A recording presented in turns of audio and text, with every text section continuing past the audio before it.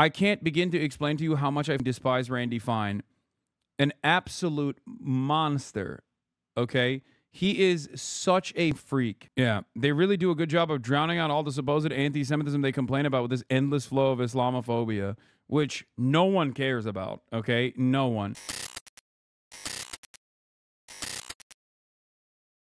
Oh, okay. Okay. Finally, dude.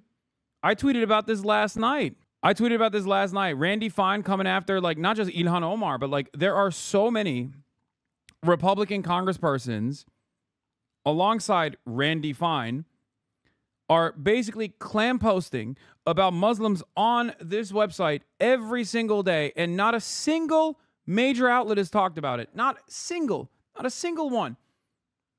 They are talking about Zohran Mamdani's SAT scores. They're writing extensively about how Zohran checked a box like almost 20 fucking years ago to a college administration, or to a college admissions paper that he didn't even end up going to. Okay, he didn't even go to Columbia. They're writing reports on this. No one cares that Randy Fine is like Muslims are violent, barbaric demons. Like, that's what he keeps posting every day. Every day, that tub of lard of a person is routinely like, oh my God. Kind of like how you get special treatment on Twitch, law. Klansmen have and always will be Democrats. All enemies of the Jews have always been fair game. Muslims, Christians, whites. Islam is cancer. We don't want it in our country. Shut up. Clam post, get the out. Bro, the only people taking you seriously these days are autistic furries who jerk off to cartoons. I hate this goddamn platform, man. It is so ass. It is so ass, dude. It's crazy. Anyway, not trying to bring back 2016 woke here, but come on. Hard not to notice how heinous you're allowed to be as long as you're committed to Israel. Well, here it is. We got Hakeem Jeffries, at least. This will probably drive discourse a little bit. I suspect this will cause the media to cover it a little bit. Our statement in connection with Randy Fine's Islamophobic attack against Congresswoman Ilhan Omar. The unhinged, racist, and Islamophobic comments made by Randy Fine about Representative Ilhan Omar are bigoted and disgusting. We're just weeks removed from heinous acts of political violence targeting elected officials in Minnesota for assassination. This is an incredibly difficult time for our nation, and members of Congress should be solving problems for the American people, not inciting violence. Randy Fine must apologize immediately. Notice how the college he applied to gives a damn that that happened? Like, you know what? Does it have to do with this article? Maybe. We'll cover that in a second. Oh, someone photoshopped his ass so hard he had to get up from it. Get up from his ass with his own gravitational pull and do something.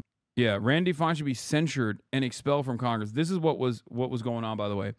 Ilhan Omar, this is Benjamin Netanyahu's third visit to D.C. this year. War criminals should not be welcomed by any president or Congress. He should be held accountable for his crimes, not platformed. Beyond shameful. I'm sure it is difficult to see us welcome the killer of so many of your fellow Muslims. The only shame is that you serve in Congress. I can't begin to explain to you how much I despise Randy Fine. An absolute monster, okay?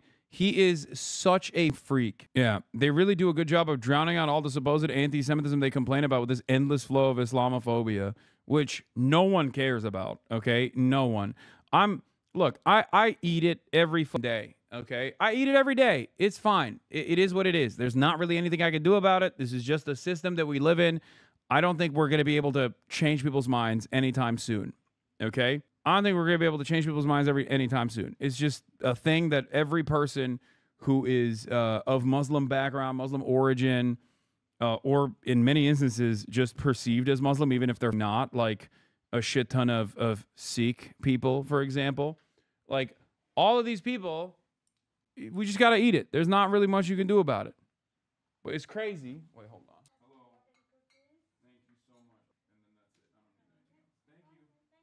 Doors open. Yeah. Do you think people care more about anti-Semitism and other types of bigotry because they're white? They're white, but more importantly than all of those things, anti-Semitism can be used as a weapon to shield criticisms of America's most valuable ally in the region, Israel. You look weird today. Wait, what? Why? Libs comparing Zoran to David Duke. Why do people that shit on New York City all of a sudden care who the mayor of New York City is? I mean, because it's a real threat. It's an ever-present threat to America. You can't have a socialist anywhere near power, obviously. You can't have a Muslim anywhere near power. You can't have a socialist anywhere near power. It's a Muslim socialist. Oh, my God.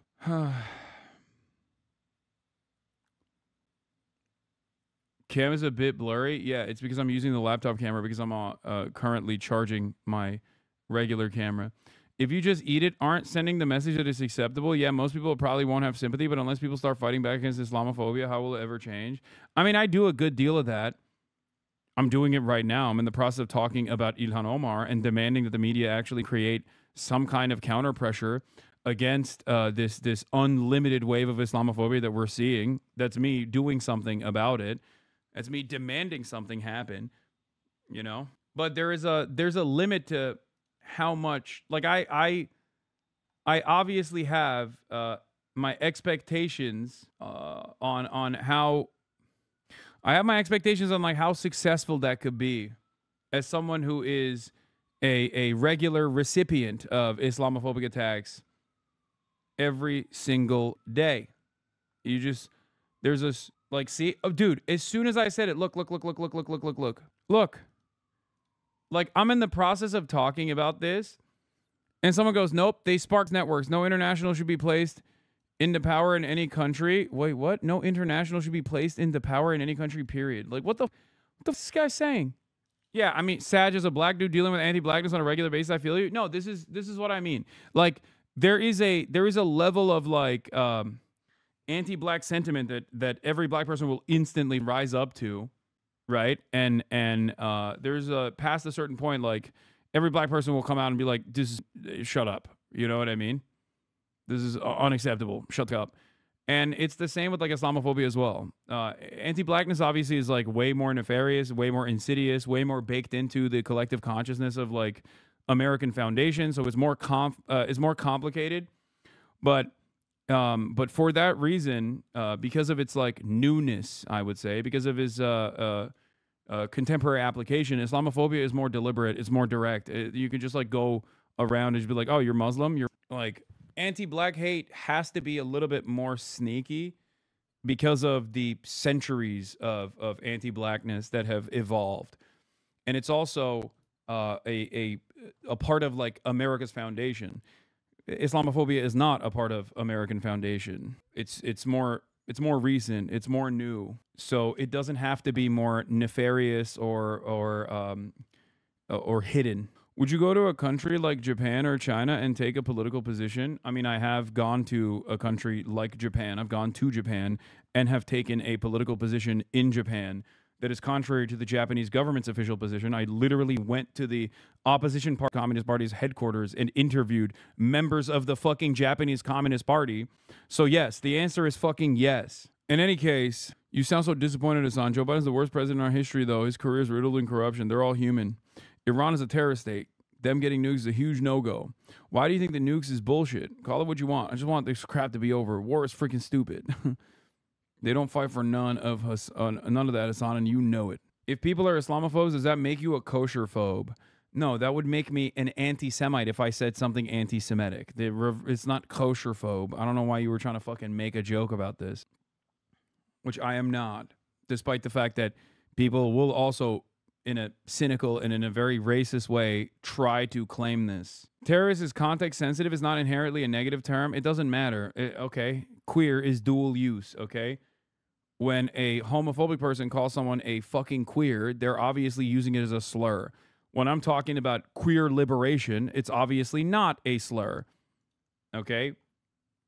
We're not doing the one man's terrorist, another man's freedom fighter, especially because my analysis over like militant resistance against the state of Israel or against the United States of America, for example, and American imperialism is the academic context that we talk about. Okay?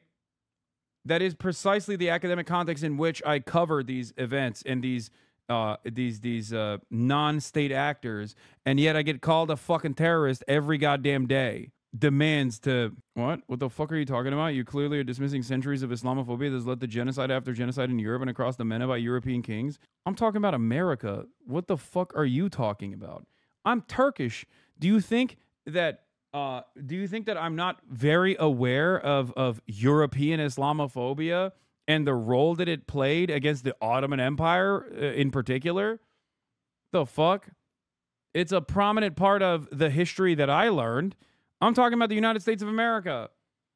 Islamophobia has never been a important fixture in American history. That's not a thing, especially in comparison to anti-blackness. Anti-blackness in the United States of America, anti-black sentiment in the United States of America is more perverse and more significant than anti-blackness as a universal concept, because anti-blackness is a universal concept for sure. Okay, but anti-blackness in America is way different than that. Islamophobia, especially in the way that we understand it, is like a post 9/11 invention. Like, it existed to some form against Iran and whatnot, but like never to the same degree. It never had such a stranglehold on American discourse until after 9/11. You are just factually wrong. Please stop. You are wrong on this. Columbus thought the natives were Muslim, dog. Oh my God, this guy is still, dude, Christopher Columbus? Are you fucking stupid? I'm talking about America, man. Americans, 1776 Americans. Shut the fuck up. It's not a comparison. Anti-blackness and anti-indigenous.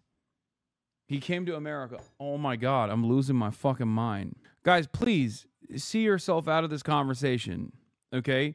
You are misunderstanding my point. Anti-black racism and anti-indigenous racism, the otherization, the dehumanization, played two different roles, but they are foundational to American existence. There is no comparison between these two historically with Islamophobia. Most Americans didn't know what the fuck a Muslim was until, recently. They still don't fully comprehend it. I'll give you a great example of this, okay? Euro racism versus American racism. That's why Europeans will always say, like, Americans are so obsessed with black people and blackness. And to a certain degree, that is true.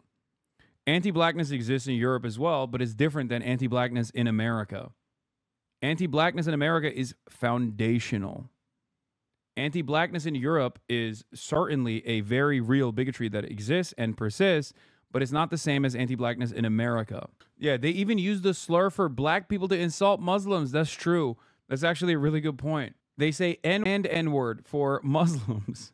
Like, that's how much anti-blackness is like a prominent fixture. I didn't even think about that. You're right. As someone who is a recipient of the sand N-word form of racism with regular frequency. Yeah. But yeah,